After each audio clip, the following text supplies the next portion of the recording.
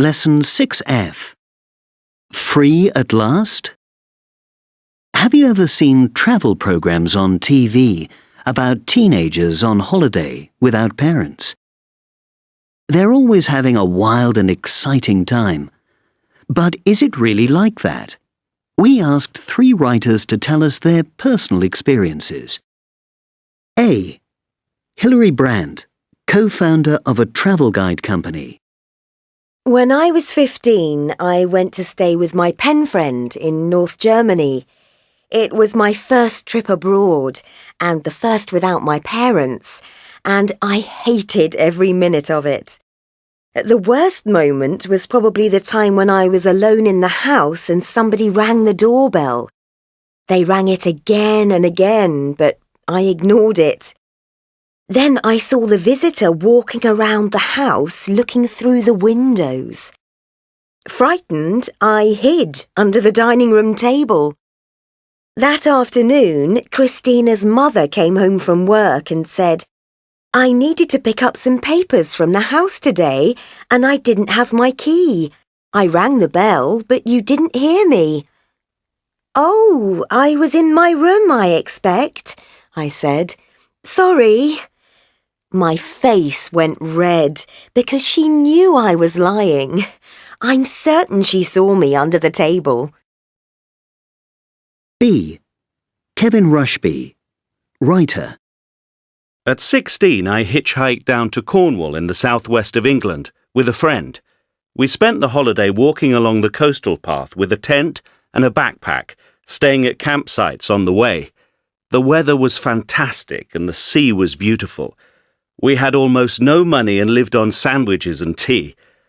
One of the first things I learnt was this: a fire and a mug of tea can make the world seem perfect. The second thing, spending more money does not mean having more fun. What really mattered was talking to people. I had to do lots of chatting, negotiating, discussing and questioning.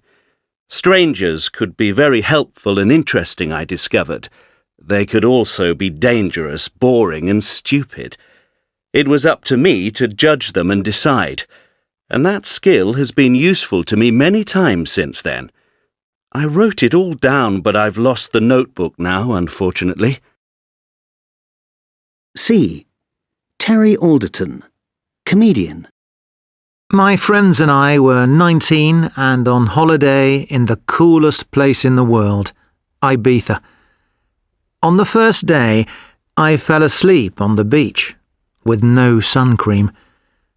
My friends knew I was getting sunburned, but they didn't wake me up because they thought it was funny. When I woke up, I felt a little sore. Then I took off my sunglasses, and my friends all fell on the floor, laughing. I had 2 clear white rings around my eyes. That night, we all went out dancing. And, of course, I had to keep wearing the same sunglasses because of my sunburn. I wasn't enjoying myself, so I left before my friends. For some reason, I didn't want to wait for a bus back to our hotel, so I walked 7 kilometres along busy roads.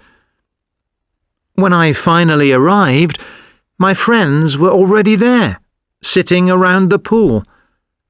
I've never understood how they got there so quickly.